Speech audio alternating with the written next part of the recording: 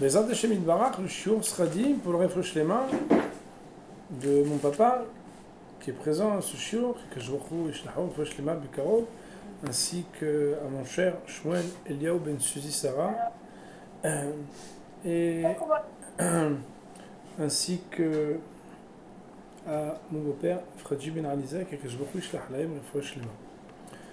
Le thème qu'on a voulu traiter ce soir, sur lequel on a communiqué, c'est le thème de la faute des élèves de Rabbi Akiva. On a sous-titré Je m'aime, je t'aime, je l'aime, avec un L apostrophe. On va essayer d'abord de partir de la base, c'est un texte que tout le monde connaît.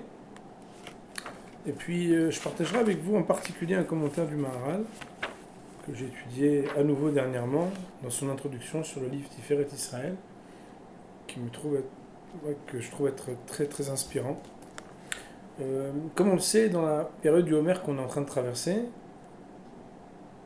c'est une période qui est désignée dans l'Halakha comme une période de deuil. Elle est un peu ambivalente pour ceux qui ont regardé un peu les cours qu'on a diffusés sur le Homer. D'un côté, c'est une période de joie, puisqu'on arrive bientôt à la fête de Shavuot. On compte les jours, justement, pendant le Homer. Mais en même temps, on parle de la faute des élèves de Rabbi Akiva. La faute des élèves de Rabbi Akiva, elle est racontée, notamment et principalement dans la Gemara de Yevamot, à la page 62b, Samechbet Amudbet. Et la Gemara nous raconte là-bas qu'il y avait 12 000 couples d'élèves. Et ces 12 000 couples d'élèves, qui sont donc 24 000 élèves, on peut imaginer ce que ça veut dire dans une yeshiva, qui étaient donc les élèves de Rabbi Akiva, eux, ils sont tous morts parce que l'onagu kavod zebazé. Ils n'ont pas eu un comportement suffisamment honorable les uns pour les autres. Cette question du kavod et cette question donc de l'épidémie des élèves de Rabbi Akiva pendant cette période justement du Homer doit nous poser des questions, car si ces 24 000 élèves sont morts, ça veut dire qu'Akadosh Baruch Hu, comme on le dit chaque fois, préfère qu'il n'y ait plus de Torah plutôt qu'il y ait une Torah sans kavod. Dans le Maharsha, un des grands commentateurs, un des plus grands commentateurs des Haggadot, des parties de la Gemara qu'on pourrait qualifier de parties plus philosophiques que halachiques, il est écrit là-bas que Nagu kavod zelazé, c'est quoi kavod zelazé? L'ochash kol echad mehem al kavod Torah shel chavero, den kavod el la Torah. On parle ici du kavod de la Torah de son ami. C'est un sujet d'ailleurs qu'une fois on a abordé de manière indépendante. Je voudrais réfléchir avec vous sur le sujet du kavod, sur le sujet de l'amour de soi, de l'amour de la Torah et de l'amour d'Hachem. On ne peut pas aimer quelqu'un qu'on ne connaît pas. C'est la raison pour laquelle la vie d'un couple, c'est d'apprendre à se connaître. Pour se connaître, il faut se parler, il faut essayer de comprendre qu'est-ce que l'autre veut nous dire, qu'est-ce que l'autre peut nous dire de lui-même. Quand on parle de la Torah, aimer la Torah, c'est forcément connaître la Torah. Ceux qui disent qu'ils aiment la Torah, mais qui n'y connaissent rien, ne peuvent pas avoir une vraie Ahavat Torah. D'ailleurs, si c'est vrai pour la Torah, c'est vrai pour tout. On ne peut pas dire qu'on aime le football et qu'on ne connaît même pas les règles, ou les grandes équipes, ou les grands joueurs. C'est pas possible. Il faut avoir un lien pour créer un lien d'amour. C'est la raison pour laquelle les Chachamim vont nous dire qu'avant de commencer à aimer la Torah, il faut quand même s'aimer soi-même. Ça veut dire être capable de se connaître soi-même. Par exemple, le préambule de Rav Moshe Chaim Luzzatto dans Messilat Yesharim, dans le sentier de rectitude, c'est de connaître Chovat Adam Be'olamo, les obligations de l'homme dans sa vie. Et nos maîtres vont expliquer qu'en fait on doit se connaître soi-même, se découvrir soi-même. Comment on fait pour faire connaissance avec soi-même et s'aimer? Il faut se parler, il faut s'écouter. Il faut essayer de voir ce que l'on ressent, ce qui nous fait du bien, ce qui nous fait du mal, ce qui nous fait plaisir. Il faut être capable ensuite de s'engager dans une chova. Chova, ça veut dire une obligation. Ça veut dire quoi, obligation? Ça veut dire d'être un être engagé. Comme on le sait, dans tous les métiers, et d'ailleurs dans toutes les disciplines, ça peut être aussi dans le sport, dans la musique, et de surcroît dans tous les sujets qui touchent à la Torah et les mitzvot, un être doit être engagé. Pour être engagé, il faut savoir c'est quoi mes kochot, quelles sont mes forces, quelles sont mes fragilités, quelles sont mes sensibilités, quels sont mes atouts, quels sont mes défauts. Avec quoi je vais travailler. Et c'est uniquement quand on se connaît soi-même qu'on peut s'aimer soi-même. D'ailleurs, c'est très à la mode aujourd'hui, apprendre à s'accepter soi-même comme on est, apprendre à accepter l'autre comme il est. Ça ne veut pas dire que quand on s'accepte, alors c'est fini, on s'arrête, pas du tout. Au contraire, accepter, c'est le début d'un travail. J'accepte parce que je découvre qui je suis et j'ai l'ambition de devenir mieux que ce que je suis jusqu'aujourd'hui.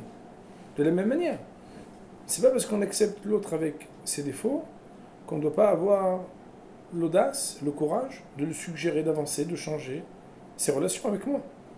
Mais avant tout, il faut être capable d'apprendre à avoir un amour de soi-même. Un amour de soi-même, ça ne veut pas dire un amour propre et un égoïsme. Ça veut dire être capable d'être en paix avec ce que l'on est. Ça paraît être très facile, mais chacun d'entre nous sait que c'est pas si simple. D'ailleurs, on se compare beaucoup aux autres, et d'ailleurs, on vit beaucoup, malheureusement, je dis avec amertume malheureusement, beaucoup dans ce que le regard et les likes que les autres peuvent nous donner ou non nous disent de nous-mêmes si on est acceptable, appréciable ou non. Alors que la question et la réponse doivent venir de nous-mêmes, ne doivent pas venir des autres. Et ça, c'est quelque chose qui est tout un travail. Alors s'aimer soi-même, c'est la base de tout. Se connaître donc, puisqu'on ne peut pas aimer quelqu'un qu'on ne connaît pas. Mais ensuite, bien évidemment, on parle de la Avat Torah et on parle de la Avat Hashem. Avat Torah. Eh bien aujourd'hui encore, j'ai échangé avec un élève et il me disait, mais il y a des gens, ils aiment la Torah naturellement. Ils y connaissent presque rien, mais vraiment, ils parlent des rabbanim, de la Torah, de l'étude. Alors je lui disais, bah écoute, si on ne connaît pas, on ne peut pas aimer. Et si on connaît superficiellement, on ne peut aimer que superficiellement. Et c'est uniquement quand on connaît profondément qu'on aime profondément. Dire à quelqu'un « je t'aime profondément » alors qu'on le connaît à peine, c'est ridicule, c'est risible. De la même manière, parler des choses de manière superficielle, si jamais on a pris le temps de comprendre de quoi il s'agit profondément, ça reste comme j'ai l'habitude de le dire. La superficialité, c'est quoi? Ben, c'est rester autour du cercle. On a l'impression qu'on est dedans, mais en fait, on n'est pas du tout dedans. On a un lien avec dedans, c'est que on est l'extérieur du dedans. Mais être l'extérieur du dedans, c'est sûr que ça n'a rien à voir avec l'intérieur du dedans. C'est la raison pour laquelle on ne peut pas parler de Ahavat Torah, d'amour de la Torah, si on ne connaît pas la Torah. C'est pourquoi, mais c'est simple. Pour pouvoir aimer la Torah, il faut étudier, apprendre, écouter des paroles de Torah. La Torah, c'est pas facile. D'ailleurs, l'amour, en général, c'est quelque chose d'engageant. Mais c'est tellement bon quand on comprend et on a un lien avec ceux qui nous demandent de l'effort. Comme on le sait, Rachamim le disent, Rav Dessler l'explique, en long et en large, dans son fameux contrat Chesed, c'est à la mesure de notre investissement et du déploiement de ce qu'on appelle le Koach HaNetina, du fait de s'investir pour donner, que va être la résultante de cet effort un amour très profond. De la même manière que dans n'importe quel métier du monde, plus quelqu'un s'est investi, plus il est attaché à son travail. De la même manière, plus quelqu'un s'est investi dans ses études, plus il est attaché à ce qui fait ensuite la discipline dans laquelle il travaille. Mais de la même manière dans les relations humaines. La Torah, pour l'aimer, il faut l'étudier. Plus on aime la Torah, bien plus on va encore l'étudier, plus on va l'étudier, plus on va encore l'aimer. Cet ahava, ce lien très fort, il va faire qu'approfondir ce lien. Seulement, quand on s'aime soi-même et qu'on aime la Torah, on a un très grand piège. Et c'est exactement le sujet dont on va parler. C'est que si on s'aime soi-même et qu'on aime la Torah, on pourrait avoir le piège d'aimer sa Torah à soi, puisque je m'aime moi-même, et j'aime la Torah. Donc je pourrais dire j'aime ma Torah. C'est pas mal. Sauf que c'est très grave. Pourquoi? Alors, je vous cache pas, quand on prépare un shiur et que on a quelque chose qui nous a fait vibrer, une idée qui nous a fait réfléchir, la partager avec les autres, on est très heureux. On a le droit d'aimer sa Torah. On n'est pas en train de dire le contraire. Seulement, si ça se résout à aimer sa Torah à soi-même et pas la Torah des autres, on a un problème. C'est que quelque part, on a un problème avec la Torah elle-même. On va essayer d'expliquer qu'est-ce que ça veut dire. Il y a un texte, donc, qui est peut-être pas assez expliqué. C'est un texte qui parle de la destruction du temple. La Gemara se trouve dans Nedarim. Pour les spécialistes, c'est à la page 81a. Et là-bas, la Gemara de demander comment ça se fait que tout a été détruit. Et nos Chachamim nous disent que cette question a été posée aux Chachamim, aux Neviim, aux Malachim, aux sages, aux prophètes et aux anges. Velo Pirshu, personne n'a pu répondre. Jusqu'à ce que Pirshu HaKadosh Baruch Hu be'atzmo, jusqu'à ce qu'Akadosh Baruch Hu réponde. Et qu'est-ce qu'il a répondu? Écoutez bien. La Gemara explique que ce qu'il a répondu à Hachem, c'est que Lo berechu baTorah tehila. Ils n'ont pas prononcé la bénédiction de la Torah avant d'étudier la Torah. Le Maharal de Prague, dans son introduction dans Tiferet Israël, dit, mais attendez, de qui on parle ici? On parle d'une génération du Beth Amikdash. Est-ce qu'on peut imaginer une seule seconde que quelqu'un qui est au niveau de vivre à l'époque du temple, à Yerushalayim, ne prononce pas Birkat Torah avant d'étudier la Torah? On pourrait même se dire à nous-mêmes, mais nous-mêmes on fait la bénédiction de la Torah tous les matins. Ça figure dans le Birchot HaShahar, dans les bénédictions du matin, et ça fait partie en fait même du Sidour, du livre de prière, même des ignorants. Les gens qui ne comprennent rien à ce qu'ils disent sont capables au moins de lire les Birchot HaShahar. Est-il possible d'envisager, d'imaginer que des hommes qui étudient la Torah, des hommes de foi, auraient étudié la Torah sans prononcer la bénédiction auparavant? Et le Maharal de Prague approfondit le sujet et nous pose une question. C'est une question tellement pertinente. C'est une question troublante pour tout celui qui sait ce que ça veut dire l'étude de la Torah. Il nous dit, comment se termine la bénédiction de Birkat Torah? Baruch Ata Hashem noten Torah. Il est source de bénédiction Akadosh Baruch Hu, Dieu, noten Torah, qui donne la Torah. D'ailleurs, comme vous le savez, la bracha de Goël Israël ou de Gaal Israël sont dites différemment avant la Hamida ou dans la Hamida. Goël ou Noten, c'est un présent. Noten, la Torah, c'est celui qui donne la Torah au présent. Autrement dit, peut-être à n'importe quel moment auquel on va choisir de prononcer cette bénédiction, à n'importe quel moment, Noten la Torah, c'est vrai, il donne la Torah. On pourrait prendre un exemple de quelqu'un, par exemple, qui va rendre visite à un petit cousin, et puis il amène un très beau jouet. Et c'est un jouet, on voit qu'il a coûté cher, qui demandait de la recherche, qui est assez original. Et sur le moment, ce cousin, il reste pas longtemps, donc il offre ce jouet, et puis il s'en va. Cet enfant, on pourrait l'appeler Réhouven, a adoré le jouet. Il y joue le jour, le soir, la semaine, le Shabbat. Plus il joue, plus il adore ce jouet. Est-ce que l'amour qu'il a pour ce jouet a à voir avec l'amour qu'il a pour ce cousin? On pourrait se dire que non. Après tout, ce jouet est formidable. Et ce jouet, c'est au passage le cousin, Shimon, qui me l'a offert. Mais moi, le jouet, je l'adore. Le cousin, ça aide. Ça va. Je l'aime bien. Si je découvrais que ce jouet il est encore plus fantastique que ce que j'imaginais. Par exemple, je pensais qu'il n'était pas électrique et qu'on ne pouvait pas utiliser une télécommande. Et qu'au bout de quelques semaines, je découvre qu'en le retournant, c'est possible d'utiliser la télécommande et de le téléguider. Pour un petit garçon, vous savez, quand c'est téléguidé, ça a toujours un autre sens. Est-ce que ça va faire que j'aime encore plus ce jouet? Ah ouais. Alors là, vraiment, j'imaginais pas.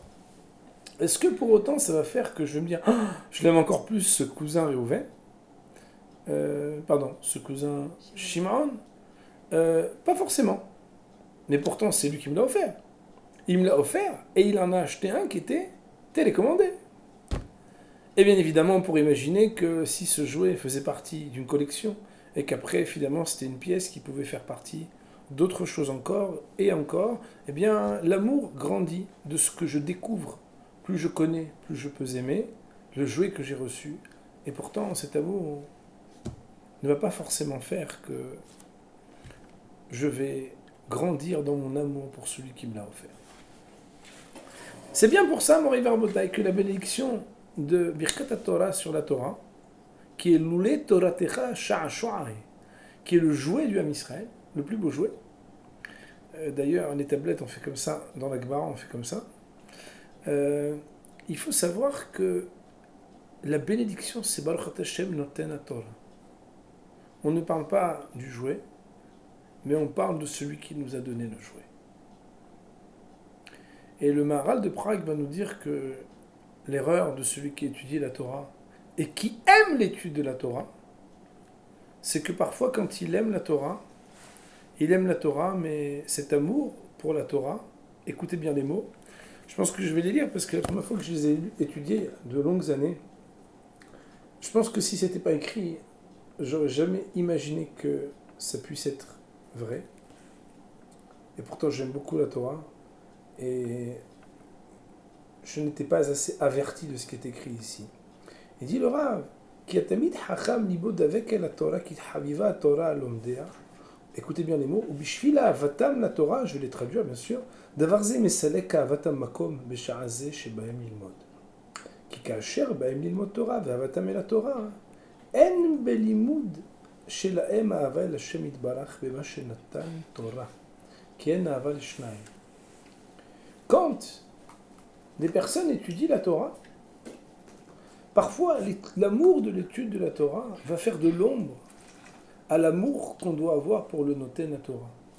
Or, toute la raison pour laquelle on étudie la Torah, et je me permettrai de dire, tout l'objet de ce qui s'appelle le jouet de la Torah, les paroles de la Torah, qu'est-ce que c'est la Torah? La Torah, c'est la parole d'Akadosh Baruch Hu. Si le jouet, c'était la parole du cousin Shimon, et que plus on étudie, plus on profite de ce jouet, plus on comprend combien Shimon il est profond, combien Shimon il fait des allusions, combien Shimon il fait des sourires. Bien évidemment qu'à ce moment-là, on doit être connecté à ce que l'amour pour cet objet, finalement, nous lie à celui qui est Noten, celui qui nous l'a donné. Nous dit le Maharal de Prague, le très grand piège de l'étude de la Torah, c'est que parfois l'amour de la lettre devient une sorte d'intelligentsia juive, d'étudier la Torah pour la Torah et se déconnecter, halila, Dieu nous en préserve, du Noten Torah. Alors, ça engage à quoi? Ça engage à se dire qu'avant d'étudier la Torah, on doit toujours être préoccupé de ce qui s'appelle Noten Torah. La raison même de la Torah, de l'étude de la Torah, de l'amour de la Torah, c'est l'amour d'Akadosh Baruch Hu. C'est l'amour qu'on doit avoir pour celui qui nous l'a donné. Et séparer l'amour de la Torah, de l'amour du Noten Torah, l'amour de l'étude, la séparer de l'amour de celui qui nous a donné cette occasion extraordinaire, ce cadeau précieux, de pouvoir interroger sa parole et nous délecter, nous élever par cette étude, ça amène la destruction, pas moins que la destruction. Ouais, Rabotai.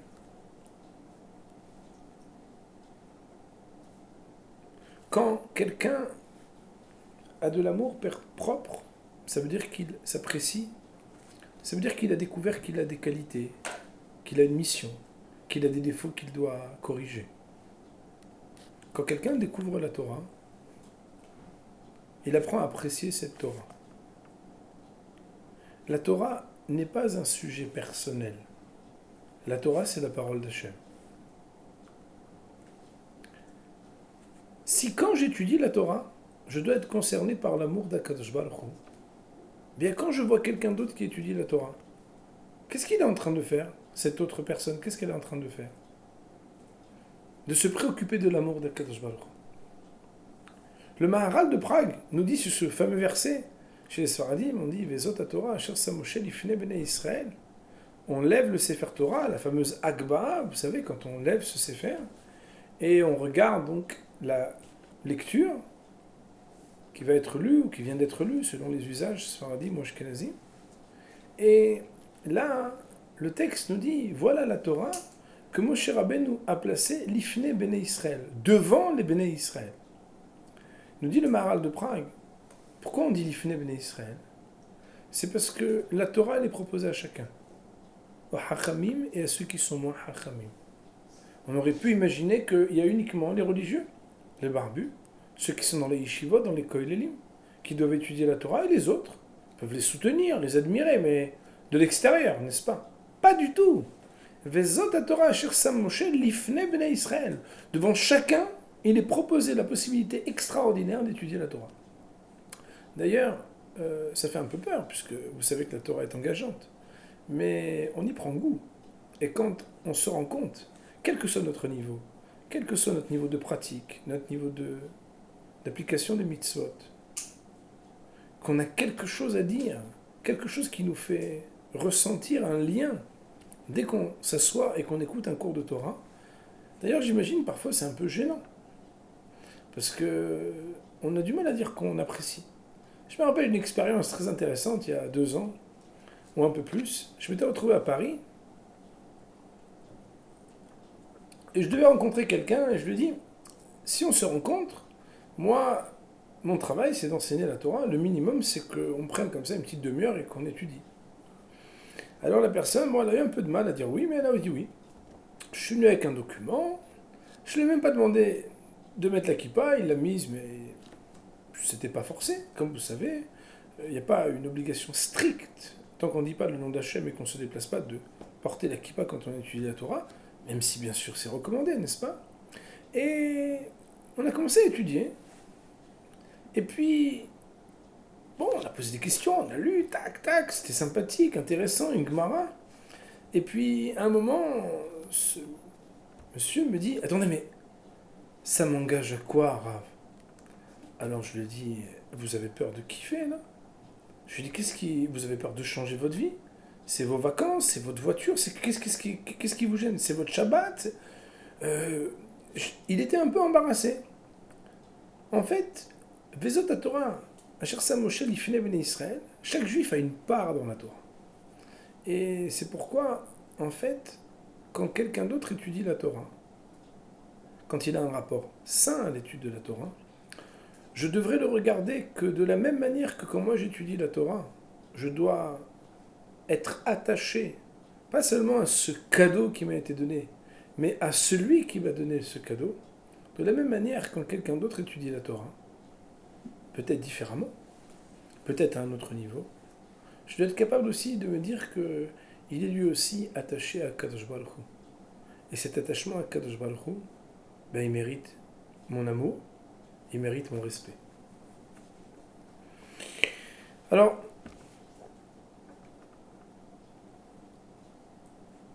ça implique quoi? Ben, ça implique beaucoup de choses, mon River Botaï. C'est que si, dans les relations humaines, pour pouvoir parler d'amour, on ne peut pas aimer quelqu'un qu'on ne connaît pas, on ne peut pas parler d'Ahavat Torah si on ne connaît pas la Torah. Et plus on connaît la Torah, plus on peut aimer la Torah.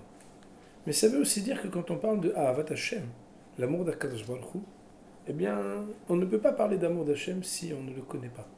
Connaître Hachem? Mais qu'est-ce que ça veut dire? Eh bien, on a une chance extraordinaire. C'est qu'Hachem parle. Il nous parle dans notre quotidien, et puis il nous parle en concentré quand on étudie. Aimer Akadosh Baruch Hu, faire grandir cet amour, c'est s'intéresser à la volonté d'Hachem qui est exprimée dans l'étude. Quand la Gemara nous dit que les élèves de Rabbi Akiva ont manqué de kavod zelazé, le kavod zelazé, nos hachamim nous disent qu'ils avaient du kavod pour eux-mêmes plus qu'ils en avaient pour les autres. Le kavod pour soi-même, vous savez que c'est indispensable. Et d'ailleurs, c'est bien triste lorsque quelqu'un se laisse malmener, maltraiter, qu'il accepte qu'on lui parle mal, qu'on agisse mal avec lui. La nikhbadout, la dignité humaine, est la base de toute notre existence. L'homme a été créé B'Tselem Elohim. Tselem Elohim, ça veut dire que on ne doit jamais renoncer à notre kavod. On doit rester digne et respecté. Je me rappelle il y a quelques années, lorsque je voyageais pour donner des cours à des enfants, j'avais une fois parlé de l'importance de défendre son corps. De le défendre quand il y a une bagarre et que quelqu'un vient, Hazou Shalom. Vous savez, dans les cours de récréation, des fois, il se passe des choses. Hein. Il y a des enfants qui frappent d'autres enfants, des bagarres, et ils peuvent se faire très mal. Et il était question d'inspirer les enfants pour essayer de comprendre combien on doit être capable de dire non et de dire stop. Et de la même manière, il y a des fois, pas seulement à l'école, et dans n'importe quel endroit où il y a la confiance, il peut y avoir Hazou Shalom. Dieu nous préserve, et ce sont malheureusement des choses qui existent. D'autres types d'atteintes, qui sont des fois des atteintes à la pudeur, Hazou Shalom, qui sont tellement graves. Et un enfant, il y a comment parler de ce sujet? Comment l'armer? Comment le faire réfléchir à sa nikhbadout? Au fait qu'il doit garder sa dignité et se protéger. Et je me rappelle que j'avais réfléchi à un machal, un peu inventé, une parabole que j'avais pensée. C'était celle d'un très beau manteau. Un manteau qu'Akadosh Baruch Hu, il nous a prêté. Le manteau, vous aurez compris que c'est le gouffre, c'est le corps. Quand je dis je suis, c'est pas mes yeux, c'est pas ma tête, c'est pas ma barbe, c'est pas mon corps. Je, c'est mon âme, n'est-ce pas? Mais mon corps, il m'a été prêté. Et mon âme, elle habite mon corps pendant cette vie. L'âme est éternelle. Avant de descendre dans ce monde, elle a déjà une réalité. Et après, eh bien, elle remonte. Et on dit Bitzro Achaim, elle est dans un lieu de vie éternelle. Et il faut savoir que Akadosh Baruch Hu nous prête comme un manteau. Et ce manteau, eh bien, quand il nous les est prêté, on doit le rendre. Et on doit le rendre propre. Et on doit le rendre beau. Et on ne doit pas l'avoir abîmé. D'ailleurs, on sait bien, un vrai beau manteau, une vraie belle écharpe, une chemise, une cravate, une robe, un chemisier. Plus il est beau, plus on y fait très attention. Si en plus, c'est notre meilleur ami qui nous l'a prêté, alors là, on doit faire extrêmement attention. Si c'est Akadosh Baruch Hu qui nous l'a prêté, est-ce qu'on laisserait quelqu'un le tacher, le tirer, l'abîmer? Khalil Avechas. Dieu nous préserve. Il faut être capable de crier et de dire non, ne touche pas, n'abîme pas ce manteau. Je dois le rendre à Kadosh Baruch Hu.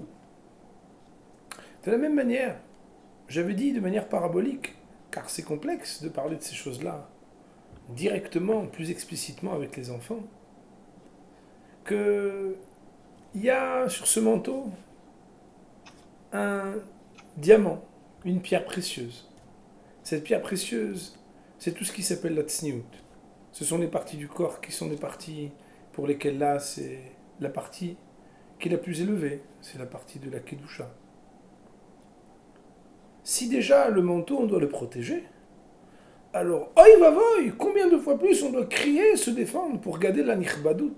Si quelqu'un, has shalom, portait atteinte à la partie de ce manteau qui est brillante, qui est lumineuse et qui est la plus élevée, celle qu'on doit garder, protéger, préserver. Bien sûr que le kavod pour soi-même, que ce soit le kavod du corps, que ce soit la nikhbadout de l'âme, puisqu'on n'a pas le droit non plus d'accepter que quelqu'un nous fasse honte. On doit apprendre à se défendre, on doit apprendre à garder sa dignité. Et il n'en reste pas moins que... Qu'en est-il de la dignité de l'autre? Eh bien, on aurait pu imaginer que quand on est dans la Torah, alors on va être protégé de ces problèmes. C'est pas vrai. Parce que parfois la Torah devient quelque chose de personnel. Parfois la Torah est déconnectée d'Hachem, Et parfois, la Torah, on n'arrive pas à comprendre que si elle me connecte moi à Kadosh Baruch Hu, elle connecte aussi l'autre à Kadosh Baruch Hu. Si elle connecte l'autre à Kadosh Baruch Hu, c'est que le respect que j'attends qu'on me donne parce que je suis un homme qui étudie la Torah, je dois être capable aussi de le donner à une autre personne qui étudie la Torah. C'est la raison pour laquelle, Moray Verbotaï, quand on étudie ces textes qui parlent de la faute des élèves de Rabbi Akiva, c'est notre rapport à nous, à la Torah, à l'amour de la Torah et l'amour d'Hachem qui est remis en question. Je vous rappellerai qu'une fois nous avions déjà cité, dans Hod Sadikim, à propos de la Simha, il y a une image qui est très marquante qui est donnée. C'est l'image de quelqu'un qui veut apporter un cadeau au roi. Et quelqu'un qui vient apporter un cadeau au roi, si jamais je lui fais honte, je me moque de lui, je le dénigre, est-ce que je fais honte à cet homme ou est-ce que je fais honte au roi? Et alors, Hod Sadikim de nous dire, c'est pas à lui que je fais honte, c'est au roi que je fais honte. Plus quelqu'un grandit dans l'étude de la Torah, qui d'ailleurs est une discipline extrêmement exigeante, comme vous le savez, elle exige des qualités et une rigueur très grande, je ne dois pas rester moins sensible à la démarche de chacun. Hachamim, et nous en avons déjà parlé une fois, nous explique que même l'Am Haaretz, même l'ignorant, quand il s'assoit à étudier la Torah, même quand il dit des bêtises, le Maharal de Prague nous dit ici, si quelqu'un, au lieu de dire Ve'ahavta, il a dit Ve'ayavta. Oyev, c'est le contraire de Oev. Il s'est trompé carrément. Akadosh Baruch Hu va dire combien sont belles ces paroles. Une personne qui prend le livre à l'envers, mon révérend Botaï, qui étudie la Torah et qui dit n'importe quoi. Attention, sauf s'il est responsable de décisions halachiques. Il est en recherche de vérité. Il essaye de comprendre. Il se fatigue. Béhémet, des fois, il dit des choses qui ne sont pas sensées. Mais comme disait mon Rav Zatzal, Binoti Miklal Letara, comment quelqu'un peut dire « j'ai compris » ? Quand il dit « j'ai compris », c'est qu'il dit « il y a une minute avant, je n'avais pas compris ». Sinon, je n'ai pas besoin de dire que j'ai compris. On peut dire « j'avais compris ». Dire « j'ai compris », c'est qu'avant, tu n'avais pas compris. Y a-t-il quelqu'un qui accède à la compréhension d'après, déjà avant ? Pas du tout. Si moi, j'ai avancé dans ma compréhension de la Torah, dans mon amour de la Torah, dans mon amour d'Akadosh Baruch Hu, eh bien, celui qui commence, je sais apprécier, je sais le respecter. D'ailleurs, vous savez, dans les disciplines, par exemple, même dans les clubs, par exemple, d'arts martiaux, bon, je ne suis pas un spécialiste, ni un professionnel de ces choses-là, mais j'ai déjà visité, où parfois, il y en a qui sont ceinture noire, et puis il y a des petits jeunes qui viennent d'arriver, ils sont tout petits. Eux, ils ont à peine la ceinture blanche. Quand ils sont accueillis par des personnes qui sont ceinture noire, donc quelques ceintures de plus, quelques katas de plus, des gens qui sont des grands rabbinim de cette discipline, ils regardent positivement. Ils accueillent et les encouragent. Pourtant, bon, pour l'instant, la personne ne sait pas bien se défendre, elle ne sait pas encore bien mettre des coups, elle ne sait pas vraiment même comment on se tient.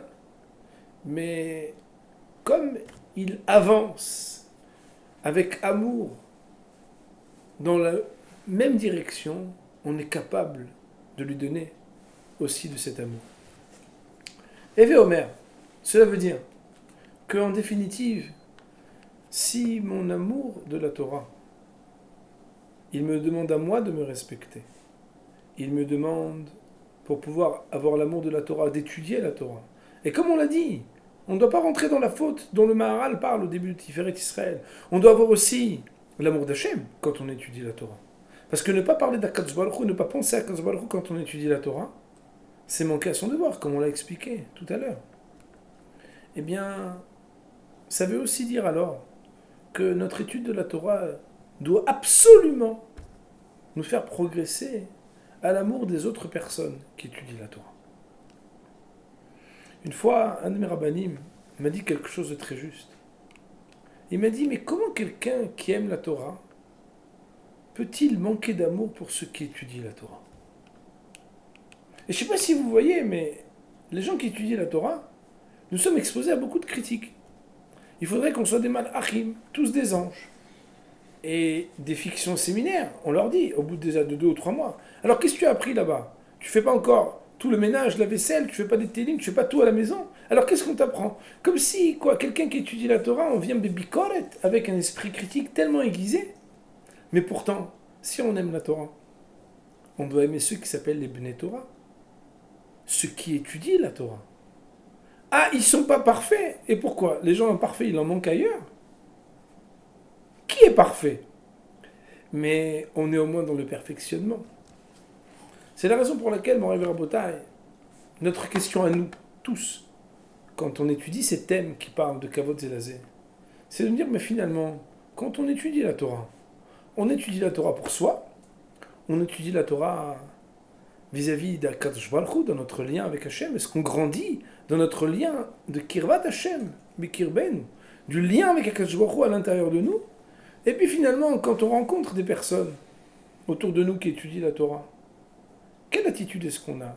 Est-ce qu'on a une attitude encore plus bienveillante? Parce qu'on est tous amoureux de la même chose. C'est de la Torah et d'Akadosh Baruch Hu?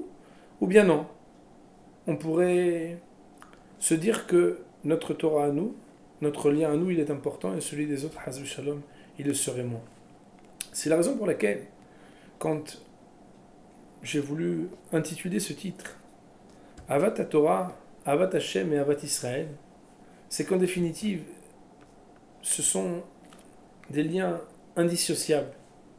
Aimer la Torah, c'est forcément grandir de son lien avec Akadosh Baruch Hu. Celui qui parle de Torah mais qui ne parle pas d'Hachem, il est manquant. Celui qui parle de la Torah, qui parle d'Hachem et qui ne parle pas de l'amour des autres, de ceux qui étudient la Torah, alors aussi, il y a quelque chose qui ne va pas. Parce qu'il y a quelque chose qui est fondamental, qui est que ceux qui étudient la Torah, ils méritent notre amour, ils méritent notre kavod, ils méritent notre respect. Je terminerai en vous disant que l'amour, ça fait grandir. Ça nous fait grandir à nous, et ça fait grandir ceux qui le reçoivent. Et une fois, je l'avais dit dans un séminaire, à une fête de fin d'année, que derrière chaque personne qui étudie la Torah, il y a de l'amour. Ça peut être l'amour d'une maman qui encourage son fils à devenir un Talmid Chacham, à étudier la Torah.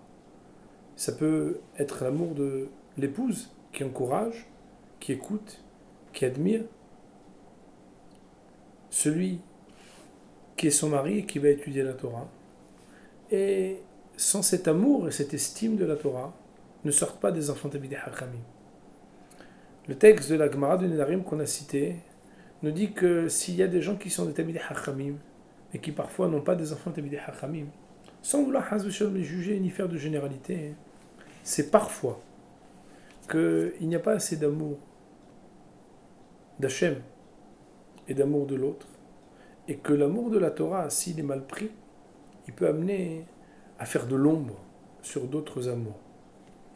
Quand on aime Akadosh Baruch Hu, alors on aime tout. On aime la Torah et on aime ce qu'il étudie. D'ailleurs, on est capable même d'aimer tout un chacun. Celui qui étudie et même celui qui n'étudie pas. Celui qui est juif et celui qui ne l'est pas. Parce qu'ils sont tous des créatures d'Akadosh Baruch Hu, et que parce qu'Akadosh Baruch Hu, il les a créés B'Tselem, on est capable de les aimer. Le lien qu'on doit avoir, il commence par Hachem, mais pour pouvoir l'aimer, il faut savoir sa volonté, donc il faut étudier cette Torah. Iten Hachem, qu'Hachem nous donne que cette réflexion, elle puisse nous faire être encore plus engagés dans notre connaissance de nous-mêmes et le respect que l'on se doit pour être quelqu'un d'équilibré, accepter tout en ayant l'ambition de devenir plus, mais en acceptant ce que l'on est et en l'appréciant, qui nous permet grâce à ça d'avoir la force d'aborder l'importance de ce qui s'appelle la Torah. C'est pas simple d'étudier la Torah. Il faut être ambitieux, il faut être fort, il faut être rigoureux. On s'attaque à des textes qui sont très puissants puisque c'est la parole d'Hachem. Et qu'on puisse avoir l'amour d'Hachem et que cet amour d'Hachem il fasse que reflète de cet amour qu'on a pour lui, un amour qu'on doit garder très haut, avec beaucoup de respect à tous ceux qui étudient la Torah. On va dire Baruch Nei Amen. Amen.